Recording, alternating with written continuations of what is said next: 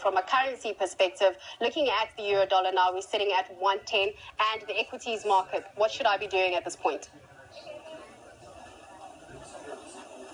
Okay, a very interesting thing is to play the Greek market right now. The ETF is GRE for the Greek market. If you look at the option activity, traders are still looking at to go towards the upside. There are more calls on the GRE. The probabilities are the smart money is really moving into the Greek market, and they are anticipating that the Greece will be able to unlock this one. And if that does really happen, in terms of a valuation, Greece does really represent a massive opportunity in the Eurozone. There's no other country when it comes to valuation point of view that has this much of an opportunity. So I think GRE is a great opportunity. Euro parity, we don't really think unless things get really worse. And another, as the element which could really drive that would be, okay, they don't make a payment to the IMF, and then they say to the ECB when their funds would be due, that, okay, we don't have the money. Now we have a really troubled position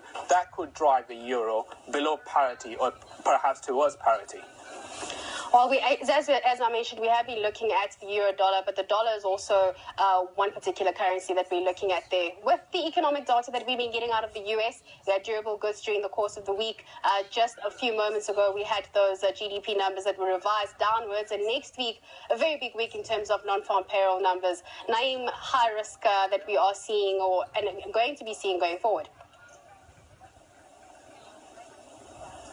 Yes, the data in the first quarter was really bleeding, and then there's no surprise there. But to be, when we look at the GDP data today, I think it is a very strong number because most of the anticipation or the forecast was that, okay, it could go all the way towards negative 2%. So that was a really devastating number. But now, going forward, what really important is the Q2 GDP. Is that going to be really strong enough that it can fade all the impact of a quarter one GDP? That is the main question. Now, what we have to do is we have to look towards the ISM manufacturing, non-manufacturing data, which is coming next week. And if that does produce a good number, that means more strength for the dollar, i.e., Janet Yellen will have a more confidence on her side that she could